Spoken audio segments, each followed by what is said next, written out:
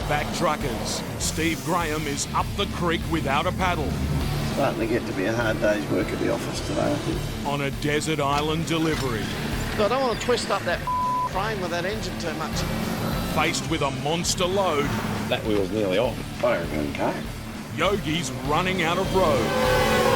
Jesus. And Concrete Kings Jared Baldwin and Johnny Rayner Right on my bruise. are heading off the map and straight into trouble. I'm a bit It's high tide at a makeshift dock on the tip of one of Australia's great wild frontiers. If Steve Grahame can't load his truck onto a barge in the next few minutes, one of his greatest journeys will go no further. Well, the barge hit the deck about 3 metres short, so what they're going to do is they're going to go out, they're going to pump more ballast out of the front so that they can make a bridge and I can get on the thing. The legendary Outback Trucker is midway through an epic run, delivering a life-changing load to two of the most isolated communities in Australia. But faced with shallow waters, the barge skipper is struggling to make land. And we've only got about half an hour before we're at absolute high tide. If he can't reach Steve now, he'll have to leave him high and dry. Honestly, people are grinding teeth. Steve's journey began 7 days ago in Perth, Western Australia. His destination, the remote Indigenous communities of Elcho Island and Ninikay, located in the outback wilderness of Arnhem Land.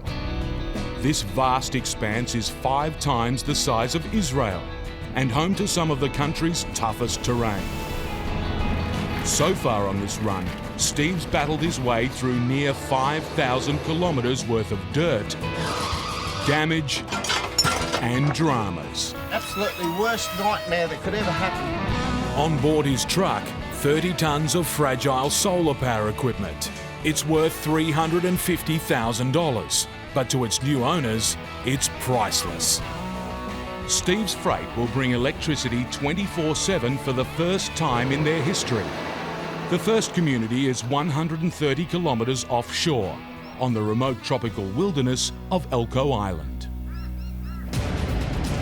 Here he comes, he's going to punch her in now again. The barge is Steve's only way to reach it. If he can't load up now, he'll have to wait days for the next tide, costing him thousands of dollars in delays. And she does look a lot lighter on the front, by gee. They've pumped out a fair bit of water. There's time for one last all-or-nothing charge.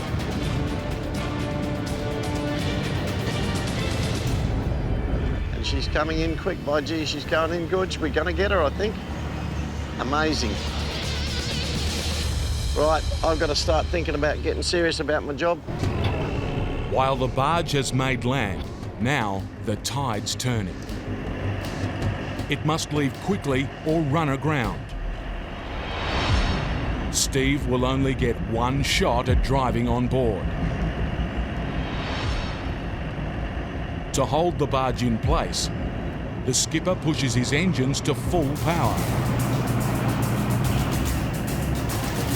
The smallest error from him or Steve could land his truck in deep water.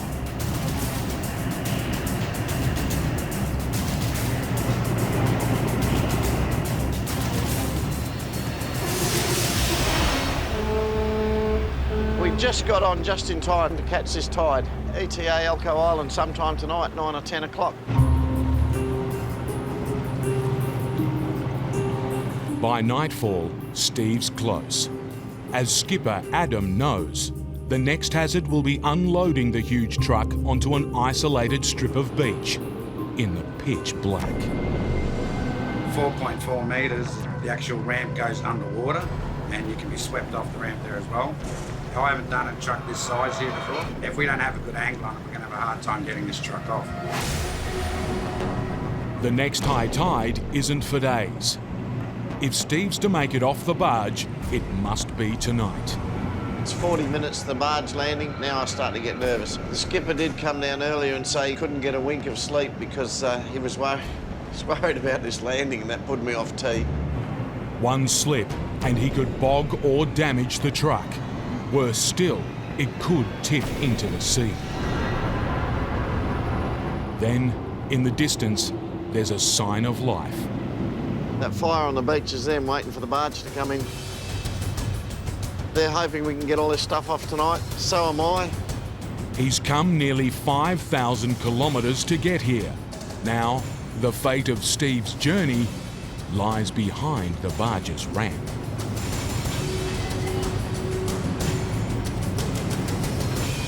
Too much angle. Fuck it. In Katanning, Western Australia, oversize expert Yogi is gearing up for another heavyweight challenge. These are big and they're ugly and they look different and that, but I'm set up to cart them. He's been hired to deliver a 20-tonne harvester, or header, worth $500,000. It's big, brand new, and must be delivered without a scratch. It's a huge headache for Yogi and his wife and pilot, Amanda. But first, she's got another critical delivery to make. Look left, right, good girl. Amanda also drives the local school bus. Righto. Today's first pickup, their kids, Jack and Lucy. Stay up. Balancing two demanding loads is never easy. I either have Glenn waiting for me for the pilot job, or otherwise I've got the kids waiting for me. On this run, old mate Rob Poet will be hauling a second harvester in another truck. Looking after two trucks means more pressure on Amanda, but more precious dollars for the family business. It's all about the bottom line. Any small business is about the bottom line. From Katanning, Yogi, Rob and Amanda are heading to the coastal town of Esperance, over 450 kilometres away. That's like hauling 8 elephants from Amsterdam to Frankfurt. What are we loading that one? I think so, I'll just find out. Right, I'll set it up 3.7. He's about where we need to be. Yogi's first task is getting the massive 5.2 metre wide load onto his trailer. One tiny mistake could seriously damage Yogi's freight and his reputation.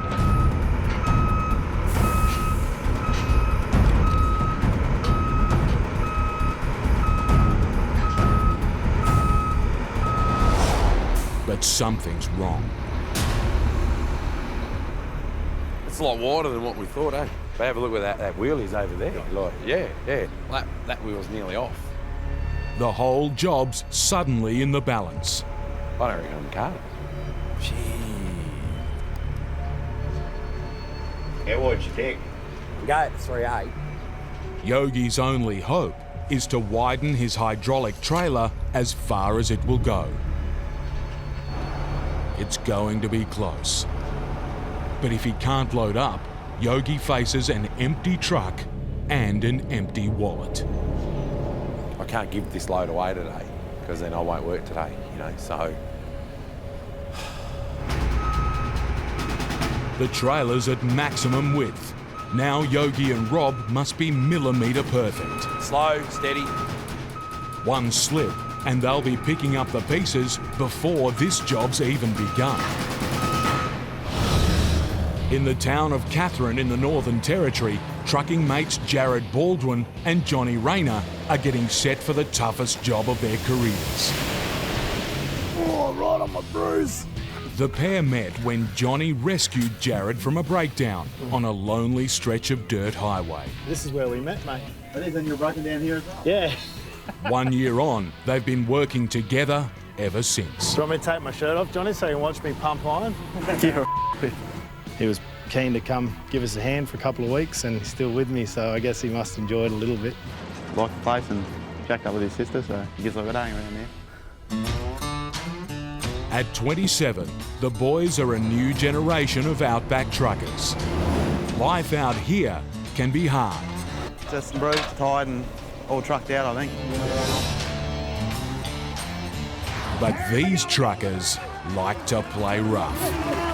I dabble in the rodeo side of things a little bit, do some clowning. Mr. Jack Baldwin laying his life on the line. Put your hands together right now for him. From Katherine, the boys are heading deep into Arnhem Land to the tiny community of Maparu, one of the most remote Indigenous settlements in Australia. To reach it, they face 700 kilometres of bone-rattling back roads, deep river crossings and treacherous dirt. And if the road doesn't get you, the locals just might. The last 60 k's is probably going to be the biggest challenge. You don't want to sink down into the road. Try not to get stuck in any of the creek crossings. Making things even tougher is the boys' freight. Got a basketball court to build up at a community called Maparu. It's quite an isolated area. On that truck there, we've got 70 tonne of cement, and we've just got the backhoe there, which will be doing all the pad and the excavations. The 7-day mission is a massive challenge. The biggest Jared and Johnny have ever taken on. Try not to lose our wing mirrors and trailers and toolboxes and stuff. And if we get stuck, we'll try our best to get out of it, I guess. If they fail, it could take years to rebuild their reputations. It's a 4 a.m. start to a bruising mission, but Jared's already taken damage. A bit stiff and bruised this morning. One of the last bulls out last night gave me a little bit of a tickle up on my old arse cheek, so it's a bit tender today. So the corrugations will get pretty rough, so we'll see how the rear end holds up.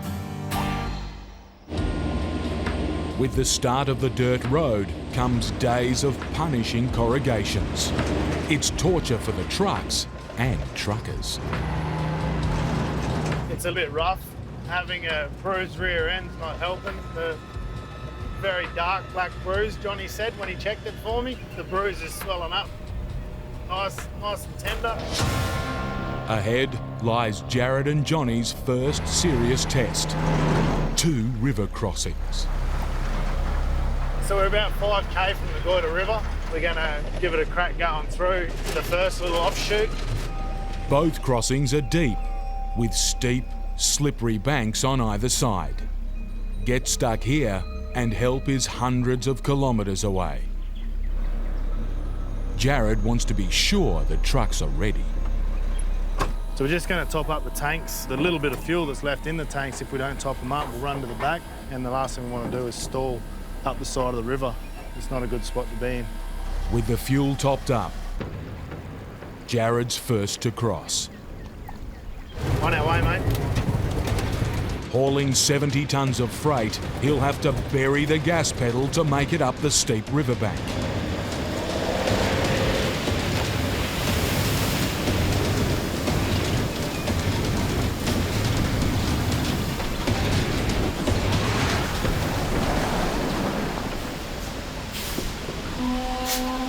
It's exactly what Jared didn't want to happen. He's marooned at the first major obstacle in his path. Nah, too much angle. Bugger it. Steve Graham's first sight of Elcho Island is a shocker. He needs to unload his truck onto a remote beach in the pitch black. It's vital the barge's ramp isn't lying at too steep an angle. Slowly, the ramp lowers. Oh, not bad, not bad.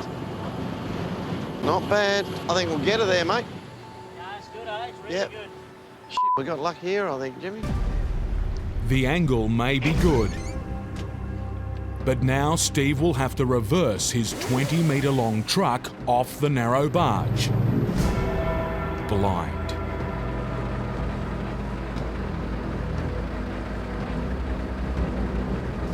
If he clips the ramp, he could damage a $100,000 crane trailer he's hired just for this job.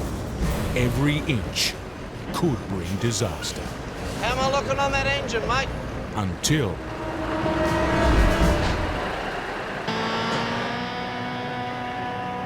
Righto, this truck's off the barge. I've got a huge sense of relief.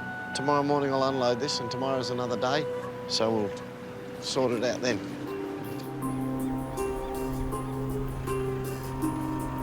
At dawn, Steve's still worried about the fragile crane trailer. Just 2 days ago, the engine that powers it took heavy damage on a brutal stretch of dirt highway. If it won't fire up at the end of his journey, Steve will have no way of unloading his vital freight. I've got about 60 kilometres to go to delivery, and they told me it's a really badly corrugated road. I cannot relax till I get in there and have that thing in one piece to lift this off. I just cannot relax. It's as simple as that. All Steve can do is push on, down the only main road on the island. And by the roadside, there's grim warnings. This tiny jungle track is a truck killer. I'm going to drive very, very slowly if it takes me all day to deliver my freight.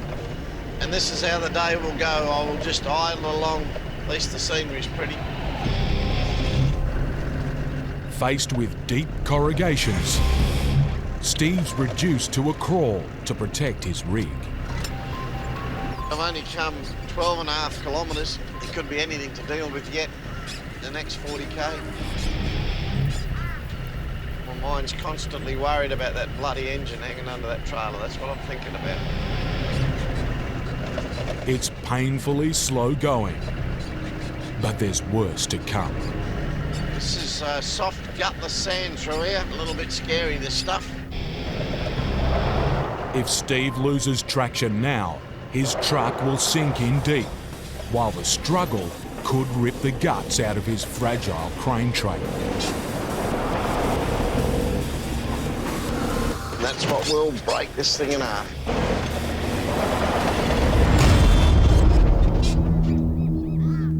Steve's worst fears are confirmed. An ocean away from help, he's stuck fast.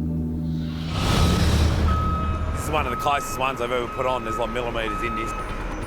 In Katanning, Yogi's struggling to squeeze $500,000 worth of harvester onto his truck.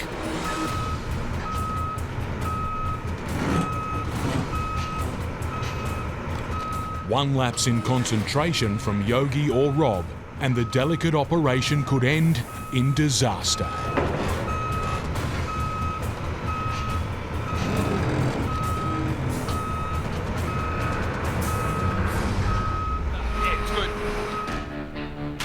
And with just millimetres to spare. Ooh, that was waking you up early in the morning, wasn't it? Man, they're getting bigger though. That's the biggest I've seen. At last, Yogi's convoy can roll out. Righty-ho, let's get into it. On the 450-kilometre run to Esperance. In all, they're hauling $1 million worth of brand new paintwork, shiny glass and fragile machinery. Damage them, and Yogi's hard-earned reputation could be a write-off. I'm watching this load like a hawk because that's probably the widest header tyres I've seen, you know, in the 7 years I've been carting headers. I'm basically sitting in the middle of the road here. So Amanda's job today is quite full on. On narrow country roads, Amanda's biggest concern is oncoming traffic. If you pass that little one, yes, all good. Thank you. To give as much warning as possible, she needs to sit well in front of the trucks. Might just push you out just a little bit more, eh? Thank you. And to make things tougher, today there's no shortage of company. It's quite hectic and quite a little bit scary in some respects, you know. You got a heap of wide stuff coming towards you and a heap of not wide stuff, and the worst possible result happened. But in farming country, there's one hazard that poses the biggest threat of all. A lot of loaded road trains full of stock, so you got to give them right away. Livestock trucks carry one of the most volatile, time-critical loads there is. Ahead, Amanda's spotted a giant. It's heading Yogi's way. Got one at 4.2 there, westbound. He needs to pull over and make way for the bigger rig. But on the narrow track, I'll get off here as much as I can, but... he's just metres from trouble. If Yogi can't get over far enough, the passing road train could shower his precious load with rocks. Like We're right over that edge there. But if he puts a wheel in the wrong place now, he risks losing his freight and his truck. Jared Baldwin is bogged in Arnhem Land on the first day of a massive construction run. Johnny, we're going to have to stiff bar it through, mate. He needs help from trucking mate Johnny Rayner to push his 70-ton rig up a riverbank. Copy, Jared. Yeah, mate. But things are about to go from bad to worse. You'll never guess what happened. I've just run out of fuel. Because it was sitting over in that gutter. It's drained all the fuel out. Yeah, she's no go. Just hang 5 there. I'll see what I can do here, and then I'll come back to you. Right, mate. Jared needs Johnny to get out of the river. If he can't get Johnny moving, they'll both be stranded. Just making sure there's diesel in the tank. It turns out there's plenty of diesel in Johnny's tanks. It's got fuel there. We'll just try to bleed it up. Right, give it a crack, mate. But still, his truck's dead with no reason why. So it's not firing, Roger. Being more of a construction sort of a bloke, engines are always my challenge, so not actually quite sure. With both rigs out of action, the boys need help. I know there's a job going on at the moment building the new bridge, so I might just give them a call and see if they might have a diesel mechanic there. But to top it all... Yeah, copy anyone at the Goiter job? Johnny's radio is out too. This one's playing up, so we'll go try on the other truck. How's that? 2 trucks go down in like a minute. Happy days. Good boy. Happy days. If Jared's to reach his truck, he'll have to haul another load across the river. Piggyback's more inviting than walking through there where the crocs will be. Get on, old boy. And in croc country, Johnny's got even bigger fears. Boots wet. These songs are shit. Hey, how you going, Jared? Yeah, good, mate. I've just come a little bit unstuck. All right, I'll see if I can get a fitter down to you. Mate, that'll be bloody spot on.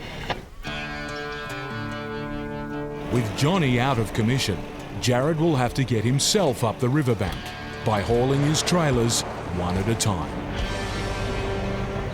We just dropped one trailer in the river there because we couldn't tow 2 out, and we're just unhooking now to go back and get the other one and hook them back up and try and get out of there. Just tired and all trucked out, I think.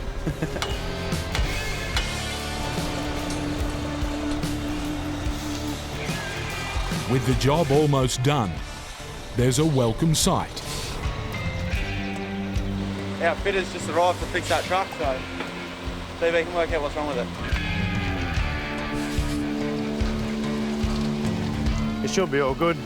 If it isn't, then it's going to be a long couple of days in the body truck, shunting all this stuff back and forth, but that's what we need to do. That's the way it's going to happen.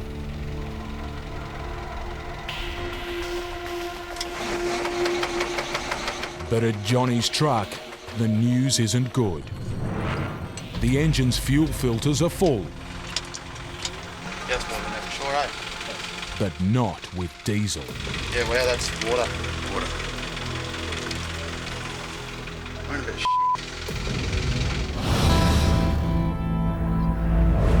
On Elcho Island, Steve Graham's 40-ton truck is beached. Getting out of a deep sand bog won't be easy. I'm going to let my tyres down another 20 pounds. If I can't get myself out of here with the tyres down at 20 pounds, I need some serious help here. It's starting to get to be a hard day's work at the office today, I think. To add to his woes, Steve's blocking the only main route in this remote wilderness. And it's rush hour, desert island style. Yeah, go on, mate, sorry. So I'll get my tyres down, I'll try and get moving. Try and get out of the way, mate. Kids want a bit of chicken? Good chicken. The temperature's into the high 30s with 90% humidity. It's grueling work, but Steve will have to deflate every one of his 22 tyres. while the locals make their own escape plans.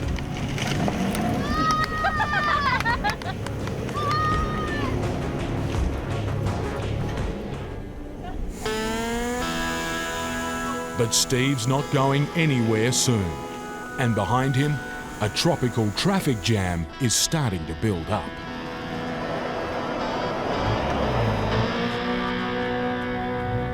The last thing Steve wants is to cause problems for the people he's come to help. But the deep sand is hard work for a 4x4, let alone a 40-ton truck.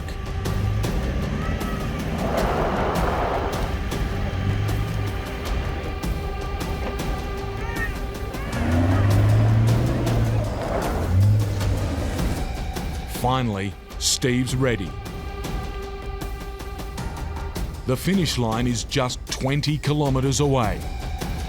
But this far from help, if he can't crawl out, it might as well be 20,000. There's a loaded stock here, like we just give him right away here. A road train is coming Yogi's way fast. Yeah, keep coming, bud. You keep coming. I'll get off here as much as I can. If he doesn't back off, Yogi's precious freight could be hit with a barrage of flying rocks. With no room to manoeuvre, it's going to be tight. I don't want to be any more further over than what I am there now.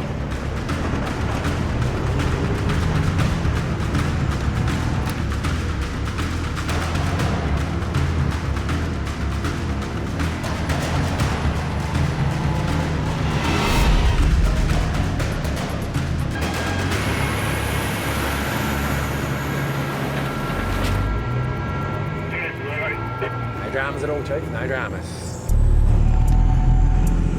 Despite the close shave, Yogi's goods are all good. But no sooner is he back up to speed than he hits a bad patch of road. It's one of the roughest bits down through this part of the section, you know. This section through is terrible, isn't it? Yeah, steady, steady. You can feel the whole lot just left, right, pushing you around. With the chains on the 20-ton load under extreme stress, Yogi needs to drive like he's on eggshells. Got to maintain a constant speed through here and good throttle control, just to keep it nice and straight, you know. A nice little tree there. And at a towering 5 metres high, there's more danger overhead. Trees, and more trees. These are the brand new headers, these, and they're going to a dealership, so no damage. You know. My whole sole focus in life is no damage. With 300 kilometres to go, Yogi's pushing his luck and his reputation to the limit. A mechanic has just found the cause of Johnny's breakdown. Still coming out water, eh? His fuel tanks are full of water. Yeah, well, it's not going to run on that. Yeah. I'm just thinking that the fuel we got from Catherine might have been a bit dodgy, so yeah, not good at all. That's a fairly big problem that's going to stuff us up now, I think. Tank's full of water, and it's just pumped it straight into the engine. I thought it looked funny. Jared fears the water may have damaged the truck's $30,000 engine. Yeah, that's what all this shit is all. How are ya? Good, yourself? Oh, been better. This is probably injector, won't it? Oh, right on my bruise. If he's right, Johnny will have to be towed back to Catherine for repairs, costing thousands of dollars and putting the whole job at risk. To drain that tank, so we're just going to drain this side and just make sure we get all the water out. That's the water. With the water drained out, the boys need to prime the engine with diesel. Is it blowing through or not really? No, it's not. By hand. Yeah. So we'll just have to pump it through. Yeah. Right. Want to start now, eh? Yeah, you keen, Johnny? It's been a hell of a day, but boys will be boys. Say when, Johnny, and we'll tap out. Go. Oh, we missed. It's an easy motion for a bloke to do, this one. You'd have plenty of practice, wouldn't you? Just swapped over, Joe's having a pump now, my arm was getting a bit sore and should be right to go now, hopefully. Am I right to go, Johnny? Yeah. Yep.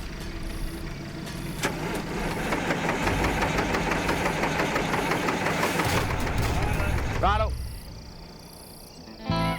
Despite their efforts, the truck's still lifeless. In the last 6 hours, Jared and Johnny have gone nowhere. Pretty knackered. It's the last thing I really want to be doing at 7 o'clock at night, so hopefully she starts. As the sun sets, there's one ray of hope. We've got the dirty fuel out, but with these motors you need over 12 volts to make sure they fire. So what we're doing is we're going to chuck the jumper leads on, just get the voltage back up, see if that won't work. If a jump start doesn't work, the boys will be out of daylight Righto, John boy. and running out of options.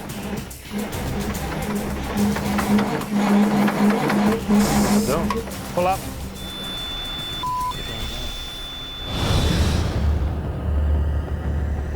Can't get myself out of here with the tyres down at 20 pound. I need some serious help here. Steve is ready to try and crawl out of a deep sand bog. Lowering his tyre pressures should help him get traction on the soft surface. If he's wrong, he'll need help from the mainland, costing days and thousands of dollars in delays.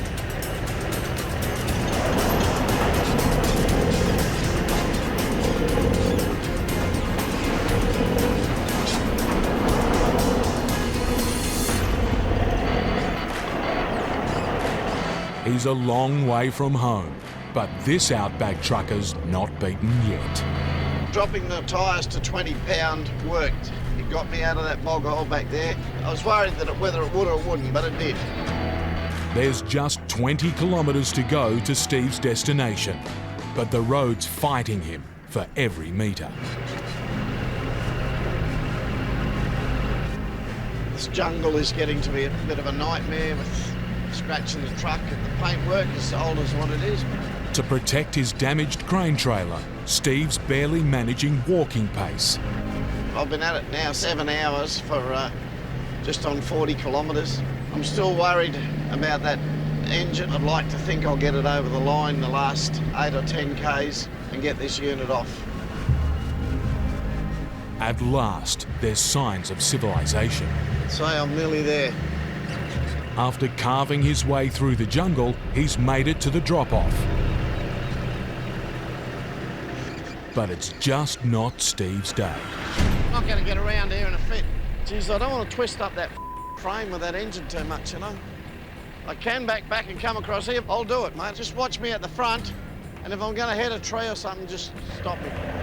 After 4,800 hard kilometres,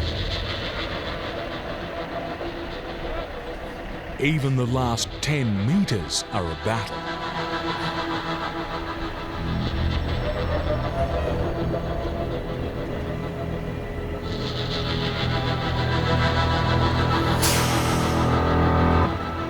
Finally, Steve's ready to unload the vital solar power equipment.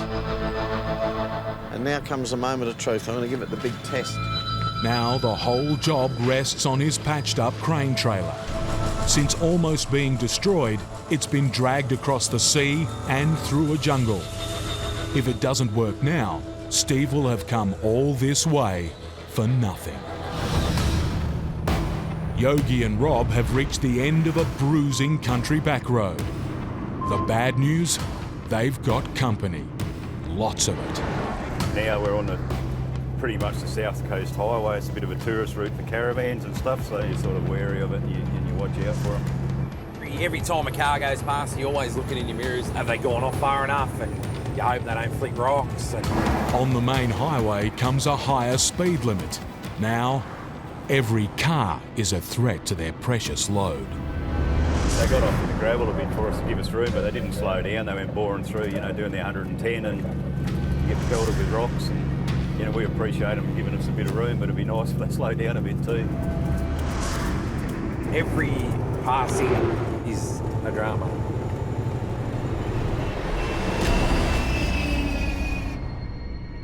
Jesus. They're either fearless or they don't know what they're doing.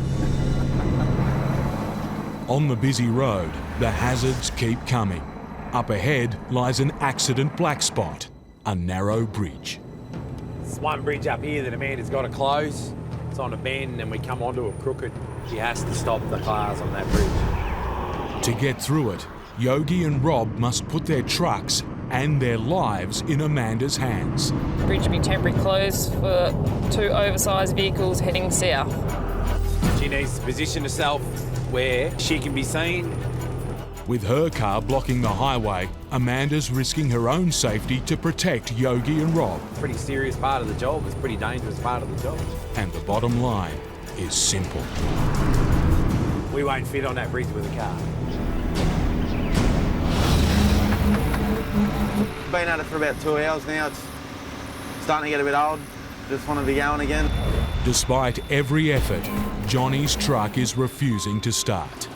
Jared has one last idea he wants to try. We're just going to head back across this little creek and grab the other truck and bring it back. It's got a bit more oomph in the jumper leads than this little truck will have. With Jared's truck ready, it's the boys' last roll of the dice. If they can't get Johnny going now, it could be the end for the whole job. Righto, Johnny, give it another go, mate.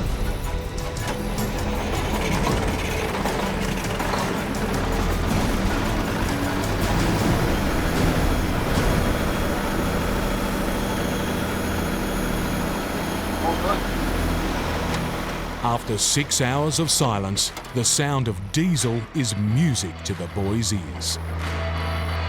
And there's no damage to the truck. Yeah, a bit of relief. It's good to get it going, and it's running smoothly. It hasn't done an injector, so cheers, mate, for coming, eh? Much appreciated. No worries. Thanks to Glenn being here. It's probably about 8 hours quicker than if me and Johnny were still bugging rising around. The boys have been up since 4 a.m, but there's one more job before a 20-hour day is done. Definitely been a long night. Yeah, we'll just camp up here and Johnny will start cooking dinner. While the camp's close, there's a catch. It's on the other side of the river, meaning the boys will have to cross it again, only now in the dead of night. Pilot on the bridge. Yogi's closing fast on a narrow bridge. At 5.2 metres wide, he's hogging almost the entire road. And ahead, the bridge is even tighter. While Amanda keeps the traffic at bay, the boys need to hold their line and pray no one decides to ignore her. They truck on the bridge. Just got a little one past me now. With zero margin for error, they're through.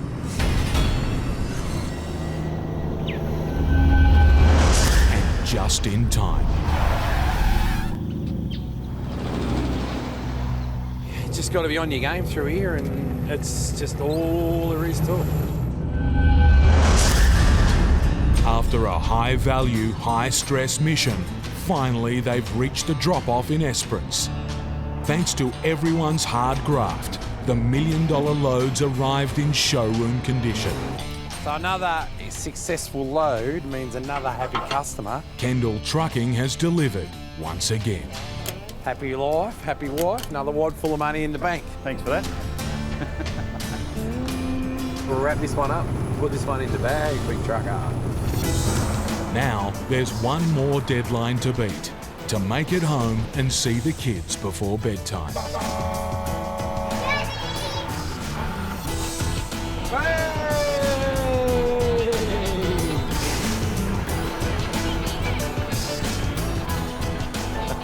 It's been a long day on the road, but Yogi's still got a few tricks up his sleeve.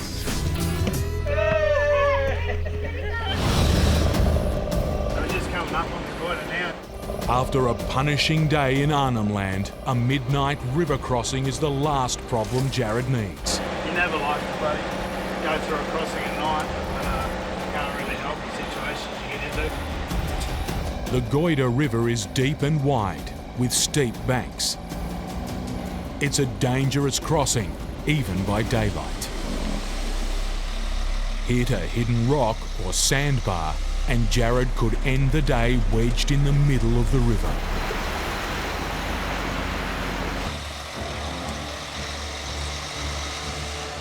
While he's through the water, getting out will be even tougher. This hill coming up for this Grahame, it's a bit deceiving. It's pretty steep. With 30 tonnes of concrete on board, every turn of the truck's wheels is a battle. Yeah, it feels like it's just hooking in and I don't want to give it too much power. Just slowly crawl up. If he gets bogged now, he'll end the day right back where he started. Right up. Right up. That's a big relief.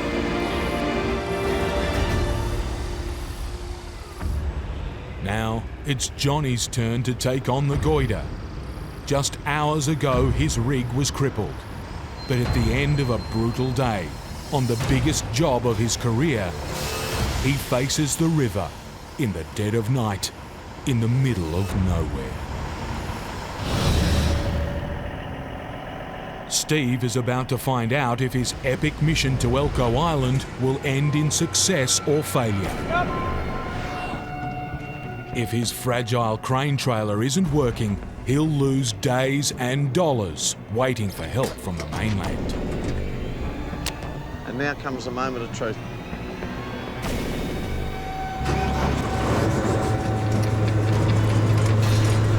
That'll do me. That's bloody good news. I'll get this on the ground and half this job done. After 4,800 kilometres, at last, Steve can unload the precious solar power equipment. We are all unhooked up there. My next little moment is what these things look inside. And that all looks good. That all looks good. You happy, Errol? Yep. If Errol's happy, I'm happy. Well, that's an absolute relief. I've had a lot of sleepless nights over this. But Steve's work is far from done. I've just got to get out of here and go and do the other one. Back on the mainland, he still has a second container to deliver to the remote community of Ninike. And from out of nowhere comes a hammer blow. They've just told me I can't get in by road. Road access is impossible.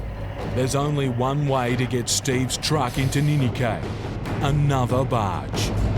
And to make things even tougher, Steve will have to race 300 kilometres through the outback to catch it. The barge can't fit me in its schedule unless I chase it by land. After a monumental battle to get here, he'll have to do it all again. It's the last news Steve needed to hear. It's going to do my head in trying to think about Ninike. I don't even give a